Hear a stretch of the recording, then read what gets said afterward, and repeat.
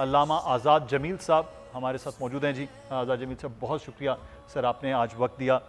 مفتی سید زاہد سراج صاحب ہمارے ساتھ موجود ہیں، ایک بینک کے شریعہ ہیڈ بھی ہیں، مفتی ہیں، بہت شکریہ مفتی سید زاہد سراج صاحب آپ کے وقت کا بھی۔ علامہ آزاد جمیل صاحب آپ سے آغاز کرتے ہیں۔ یہ عاشور کا دن ویسے تو ہم غم کا دن ہے، ایک بڑا افسوس اور بڑی چیزیں ہیں، لیکن آزاد جمیل صاحب یہ صرف یہ نہیں ہے کہ آج کا دن ہے تو غم ہے، دکھ ہے اور اس قربانی کو یاد ہے۔ بنیادی مقصد سن 61 ہجری کے 10 محرم سے لے کر آج کے دن تک کیا ہے؟ بسم اللہ الرحمن الرحیم۔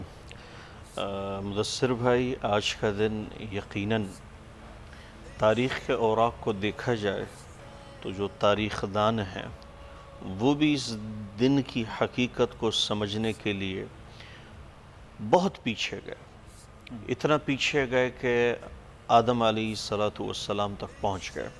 حضرت آدم علیہ السلام عاشور کے دن پہلی جو صبح بنی آدم نے، یعنی حضرت آدم علیہ السلام نے پہلی صبح کی کرن جب دیکھی تو وہ عاشور کا دن تھا، یوم عاشور۔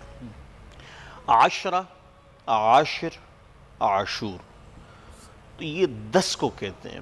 تو بعض روایات میں ہے کہ اس میں 10 واقعات ہوئے ہیں۔ تو یہ دن مقدس بنا، محترم بنا، مکرم بنا 4 مہینوں میں۔ 4 مہینے ہیں جو حرمت کے حامل ہیں، رجب ہے، ذی القعدہ ہے، ذی الحج ہے اور پھر محرم ہے۔ یہ ان مہینوں میں قدیم زمانے سے یہ ان میں رواج تھا کہ اس میں نہ قتل و قتال ہے، نہ اس میں کوئی جنگ ہے، اس میں کوئی ایسی چیز نہیں ہو سکتی، یہ حرمت کے مہینے ہیں۔ تو پھر خصوصاً یہ جو محرم کا مہینہ، اس کا جب نزول ہوا، آپ اس صدی کے اعتبار سے دیکھیں یا 1400 سال پہلے آپ جا کے دیکھیں، اصل میں یہ واقعہ ہے کیا کہ اسی دن کو میں مدثر بھائی ایک چیز یہاں کوٹ کروں گا، اسلام میں دن اور جگہ کی اہمیت کیوں ہے؟ دن اور جگہ، دن کی اہمیت اور جگہ کی اہمیت یا عبادت کی غرض سے ہے یا برکت کی غرض سے ہے۔ اللہ صحیح، یوم عرفہ، بالکل یوم عاشور، عید کا دن، یہ ایام، یہ کیوں؟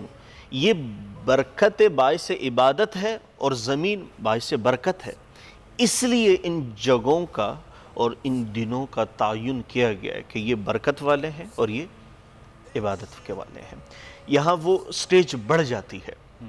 اور پھر خصوصاً ماہ محرم جب اس کی پہلی صبح ہوتی ہے تو یقیناً آپ دیکھیں ابھی در و دیوار ویسے ہی خاموش ہے، ویسے ہی اس کائنات کو جس کائنات میں جو نور بخشا گیا ہے، اگر آپ اس کو دیکھیں گے تو اس ضرورت کو آج سمجھنے کی ہمیں ضرورت ہے کہ یوم عاشور اس دن کا پیغام ہے جہاں انسانیت نے انسانیت کی تقدس کا بنیاد اسی وقت رکھا جب وہ شخص جس کے بارے میں تعریف کی جائے تو کہاں تک کی جائے، اس کے صبر کو دیکھا جائے تو کہاں تک دیکھا جائے، اس کی طاقت کو دیکھا جائے تو کہاں تک دیکھا جائے۔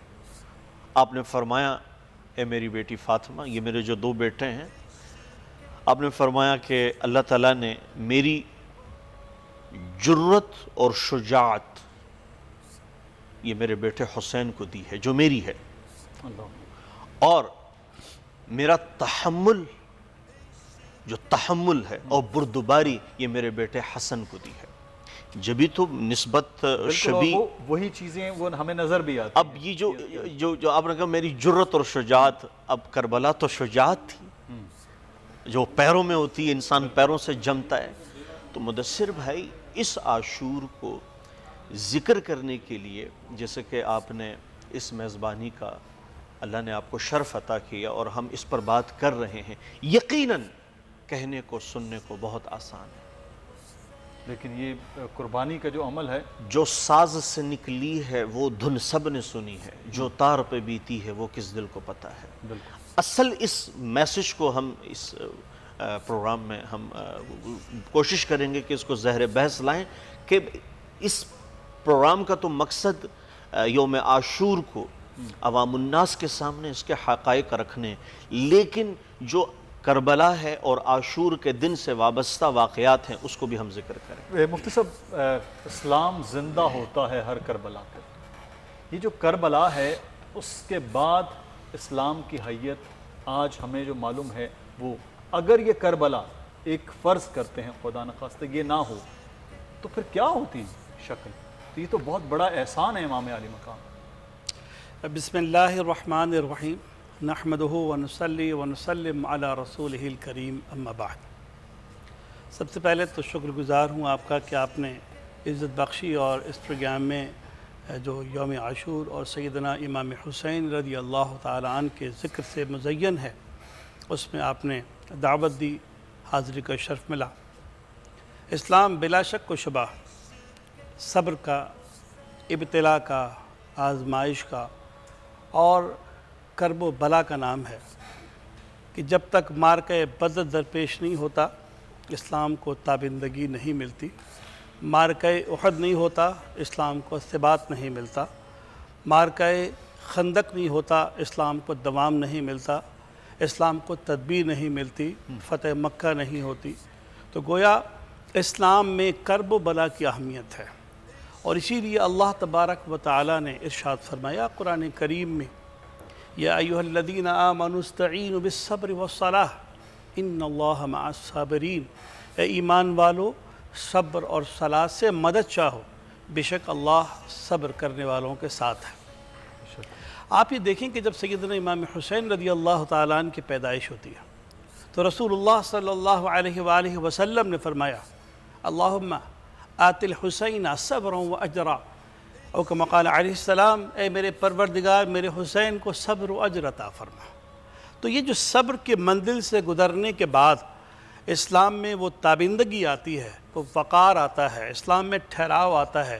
تو حضرت سیدنا امام حسین رضی اللہ تعالیٰ عنہ متمنی نہیں تھے کہ ان کو خلافت دی جائے، متمنی نہیں تھے کہ ان کو جو ہے حکومت دی جائے، وہ تو اس لیے لڑ رہے تھے کہ اسلام کا جو نظام ہے وہ مولوکیت کا نظام نہیں ہے، وہ بادشاہت کا نظام نہیں ہے، وہ وراثت کا نظام نہیں ہے، وہ موروثی نظام نہیں ہے۔ اور یہی وجہ ہے کہ اسلام میں ہمیشہ موروثیت کی وجہ سے بڑی بڑی سلطنتیں تباہ ہو گئیں۔